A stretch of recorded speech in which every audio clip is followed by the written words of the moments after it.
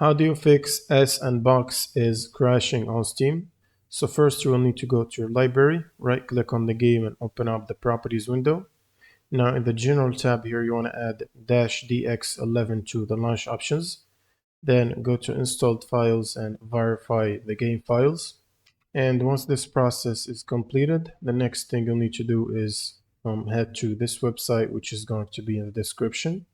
And from this table here, you will need to download and install the 86 and the 64 installer for the redistributables, which will require you to reboot or restart your computer once it's done.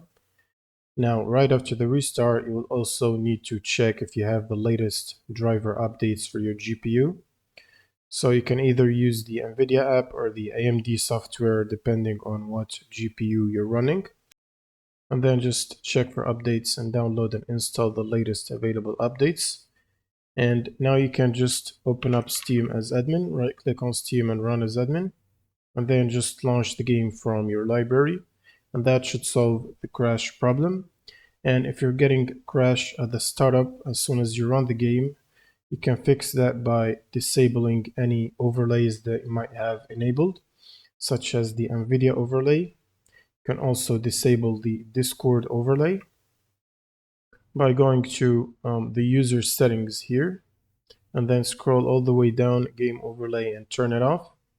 You can also turn off the Steam overlay by going to Steam top left here and then go to the in-game and turn off the overlay. And you should also turn off any overlays from MSI Afterburner or Riva Static Tuner. And once you've turned them all off, you can basically start the game again from Steam, and that should solve the startup crash problem. Thanks for watching and subscribe.